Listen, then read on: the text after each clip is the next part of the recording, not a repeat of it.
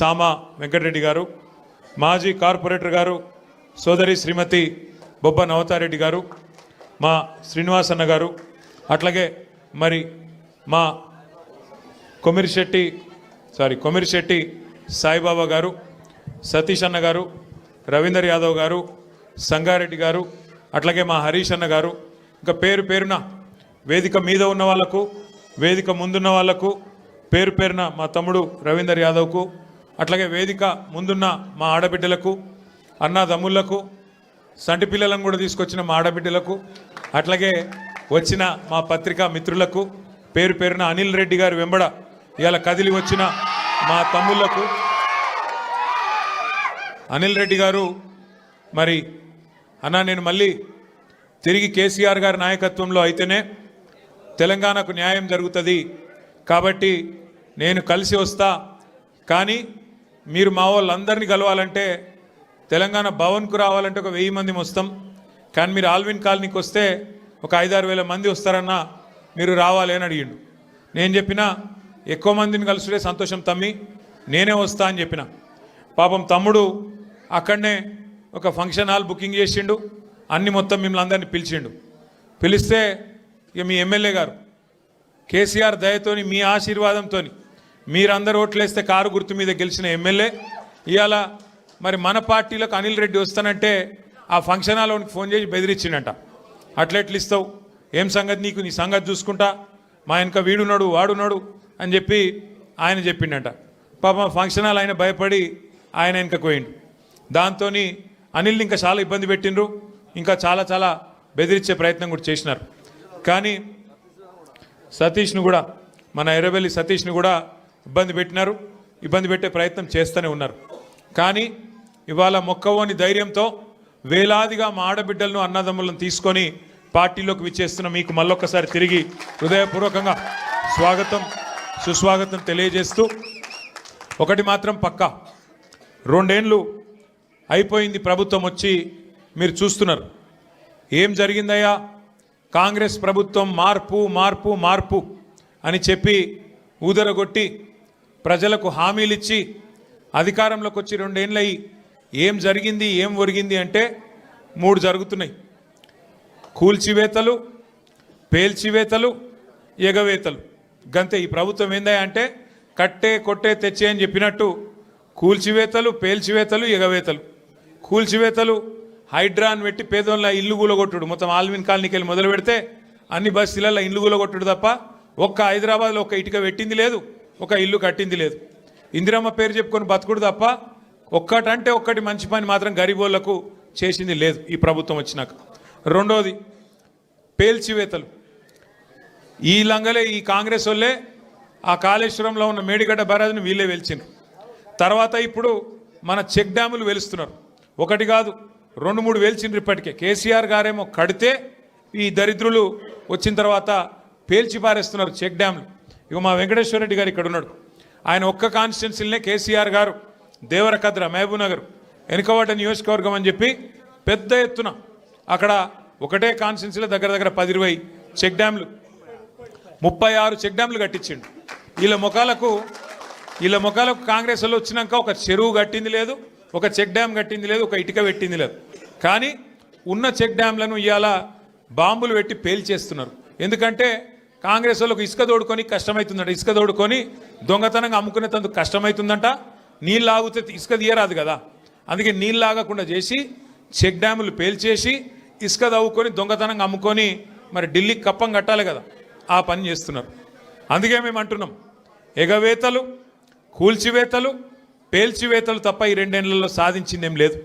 ఇక ఎగవేతల గురించి అయితే నేను చెప్పాల్సిన అవసరం లేదు, ఆయన పేరు మార్చుకోవాలా, యనుమల రేవంత్ రెడ్డి కాదు, ఎగవేతల రేవంత్ రెడ్డి. ఎందుకంటే మీరు చూడండి ఏమేం మాటలు చెప్పిండు, పెద్ద పెద్ద డైలాగులు కొట్టిండు. కేసీఆర్ గారు 1,00,000 రూపాయలు ఇస్తున్నాడు లగ్గం చేసుకుంటే, కళ్యాణ లక్ష్మి షాదీ ముబారక్ అని నేను తులం బంగారం ఇస్తా అన్నాడు. సోనియా గాంధీ మీద ఒట్టన్నాడు, అట్లే ఆడపిల్లలకు నెలకు 2,500 ఇస్తా అన్నాడు. ప్రియాంక గాంధీ మీద ఒట్టన్నాడు. మరి అయినాయా వాళ్ళకని వచ్చినాయా? 2,500 తులం బంగారం వచ్చిందా? ముసలోళ్ళని ముంచిండు. 2,000 పెన్షన్ను 4,000 చేస్తా అని మాట్లాడిండు. వచ్చినాయా? ఇవేవి కాలేదంట. కానీ ఇప్పుడు 1 కోటి మంది ఆడోళ్ళని కోటీశ్వర్లు ఎత్తారట ఈ మొగోడు. ఏది ఒక్కరినిద్దరిని కాదు, తెలంగాణలో ఉన్న 2 కోట్ల మంది ఆడపిల్లలు ఉంటే అందులో 1 కోటి మందిని కోటీశ్వర్లు చేసేదాకా ఇచ్చిపెట్టాడట. ఎట్లుంది ఇదంటే అదేమంటారు చూడు, కూట్లే రాయి తీరైనడు ఎట్లా రాయి దిగిస్తాను బయలుదేరినట. నెలకు 2.5 ఇయనికి ముఖం లేదు, కానీ నేను మొత్తం 1 కోటి మంది ఆడపిల్లల్ని కోటీశ్వర్లను చేస్తా అంటుండు. 1 కోటి మందిని కోటీశ్వర్లు చేయాలంటే నాకు కొద్దిగా లెక్కలు చక్కగా రావు. 1 కోటి మందిని కోటీశ్వర్లు చేయాలంటే ఎన్ని కోట్లు కావాలి తల్లి? 1 కోటి కావాలి. మరి మన బడ్జెట్ ఎంత? 3 లక్షల కోట్లు. ఎన్ని రోజులు కావాలి మరి? మీరు నేను బతుకుంటామా 1 కోటి మంది కోటీశ్వర్లు కావాలంటే? గింత లంగ మాటలు, గింత దొంగ మాటలు, పెద్ద పెద్ద గొంతేసుకొని వరుతున్నాడు. నిన్న మొన్న మీరు చూసిండ్రు. నాకు నిజంగా ఒకటి అర్థం కావట్లేదు. ఇప్పుడు ఎవరన్నా నువ్వు ఎక్కడికి వెళ్ళి వచ్చినావు, అసలు నువ్వు ఎక్కడికి వెళ్ళి మొదలైంది నీ ప్రయాణం? రోడ్ల మీద అయినా పెయింటింగ్లు వేసుకుంటుండే పాపం రేవంత్ రెడ్డి గారు. మంచిదే, తప్పేం లేదు. చిన్న స్థాయికి వెళ్ళి పెద్ద స్థాయికి ఎవరైనా రావాల జీవితంలో, తప్పులేదు. కానీ మంచి పనులు చేసి రావాలి. లంగ పనులు చేసి, దొంగ పనులు చేసి, బ్యాగులు మోసి, సంచులు మోసి, దొరికిపోయి జైలుకు పోయి మళ్ళీ అదేదో పెద్ద గొప్ప విషయం అన్నట్టు మళ్ళీ దానికి పోజులు కొట్టుకుంటా. సరే, నీ కిస్మత్ బాగుంది, పేమెంట్ కోటాల ఢిల్లీలో పైసలు ఇచ్చినావు, ముఖ్యమంత్రి పదవి తెచ్చుకున్నావు, అందరికి ఎరికేది. ఇప్పుడు కూడా నెలకు నెలకు ఢిల్లీ పైసలు పంపుకుంటా పదవి కాపాడుకుంటున్నావు. సంతోషం, నువ్వు కాపాడుకో. కానీ ఆ పదవిలోకి వచ్చినోనికి సంతోషం ఉండాలి, కానీ ఏడిపోయిందిరా నాయన. రోజు రోజు మీరు చూడు, టీవీ పెడితే చాలు తిట్ల పురాణం తప్ప ఏముండదు. మీరు గట్టిగా అడిగిర్రు అనుకో, ఏమాయిరా బై 2500 ఏడు ఉన్నాయని చెప్పి మీరు అడిగిరాక ఆడపిల్లలు పోయి మీ గుడ్లు వీకి గోటీలు ఆడుతా అంటాడు. వీడెక్కడ ముఖ్యమంత్రి? ముసలోళ్ళు పోయి ఏమాయిరా బై మరి 2000 పెన్షన్ 4000 ఎత్తానో, 100 రోజులు అంటే నరక్తివి ఏడవన్నావు తమ్మి అంటే నీ పేగులు తీసి మెడలు వేసుకుంటా అంటాడు. అట్లాగే మన విద్యార్థులు పోయి ఏమయ్యా మరి 2 లక్షల ఉద్యోగాలు అన్నావు, ఏం సంగతి అంటే నీ లాగుల తొండలు ఇడిచి పెడతా. వీడేం ముఖ్యమంత్రి, వీందేం భాష, నాకు అర్థమే కాదు. అరే 2 ఏళ్ళకి వెళ్ళి ఏం చేసినవారు అయ్యా నువ్వు అంటే, లాగుల తొండలు ఇడుస్తా, మెడల బేగులేసుకుంటా, గుడ్లు వీకి గోటీలాడతా, నీ అమ్మ నీ అయ్యా గీదా భాష. మాకు రాదా భాష? మాట్లాడమంటావా? హైదరాబాద్లో పెరిగినోని నేను. మాట్లాడమంటే ఉర్దూలా, హిందీలా, తెలుగులా, ఇంగ్లీష్లా పొల్లు తిట్టే తెలివి నాకు కూడా ఉంది. మాకు కూడా వస్తుంది భాష. హైదరాబాద్ గల్లీలలో పెరిగిన నేను. నువ్వేడో ఊరికెళ్ళి వచ్చినావు, సరే రా, పర్వాలేదు, నీ అదృష్టం బాగుంది, ముఖ్యమంత్రి అయినావు, చేయి. రోజు ఏడుచుడు ఎందుకు? మేము ప్రతిపక్షంలో ఉన్నాం, నువ్వు అధికారంలో ఉన్నావు. ఇక అంటారు చూడదు సామెత, కనకపు సింహాసనం మీద శునకం కూర్చోబెట్టినట్టు నిన్ను ఆడ కూర్చోబెట్టిన పాపానికి రోజు అరసుడే. రోజు అరిసి నిన్న మొన్న కొడంగల్లో చూసిన. కొడంగల్లో ఆయన సర్పంచులు గెలిపించుకున్నాడంట. గెలిపించుకుంటే సంతోషంగా బువ్వ పెట్టాలి, 4 మంచి మాటలు చెప్పాలి, ఇక రాష్ట్రంలో ఉన్న పల్లెలకు ఫలానా చేస్తా, నేను ముఖ్యమంత్రి అని చెప్పాలి. రోజు అరసుడు. నాకైతే డౌట్ వస్తున్నది, ఎంత ఒరులుతున్నాడు, ఎంత అరుస్తున్నాడు అంటే, ఆ గీతమ్మ ఉన్నది ఆయన భార్య, ఆమె చెప్తున్నా నేను తల్లి గీతమ్మ జల్దీ కట్టేయి, లేకపోతే ఆయన ఎవరైనా కరిసినా కరుస్తాడు వీడు. ఎందుకంటే ఇప్పుడు రోజు అరిసి పిచ్చిలేసిపోయేటట్టున్నది, కరిసేటట్టు తయారైంది రోజు రోజుకు. నేనేమంటున్నా అంటే, ఏనుగు పోతుంటే మస్తు జంతువులు మొరుగుతుంటాయి, నక్కలు, కుక్కలు. మనం పెద్ద పట్టించుకునే అవసరం లేదు. మనం ఒకటే, కేసీఆర్ లాంటి ఏనుగు ఆయన ఎంత స్థాయి మనుషులు నేను మీకు చెప్పాల్సిన అవసరం లేదు. ఇలా ఆయన తిడుతా ఉన్నాడు తెల్లారలేస్తే. ఒకరోజు ఆయన చచ్చిపోవాలని కోరుకుంటాడు, ఇంకో రోజు ఆయన కాలు ఇరిగింది అంటాడు, ఇంకో రోజు ఇంకేదో అంటాడు. అరే అయ్యా, నువ్వు ముఖ్యమంత్రివి, చెయ్యి. నువ్వు శపథాలు చేస్తున్నావు కదా, కేసీఆర్ను మళ్ళీ లేకుండా చేస్తా, మళ్ళీ రాకుండా చేస్తా అంటున్నావు కదా.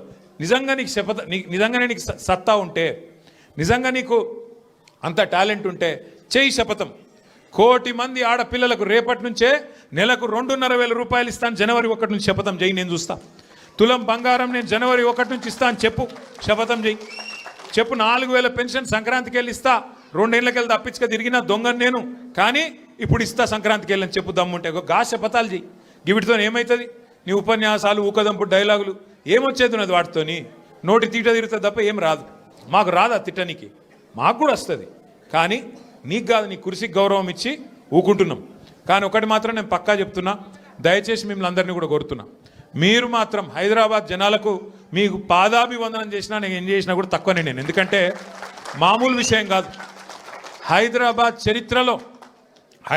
చరిత్రలో ఎన్నడూ వరుసగా 2 సార్లు, ఒక్కసారి కాదు, కార్పొరేషన్ ఎన్నికల్లో ఎవ్వలతో సంబంధం లేకుండా డైరెక్ట్గా టీఆర్ఎస్ పార్టీని, బీఆర్ఎస్ పార్టీని మీరు గుండెల్లో పెట్టుకొని గెలిపించి మమ్మల్ని మళ్ళీ కార్పొరేషన్ 2వ సారి కూడా మా చేతిలో పెట్టింది.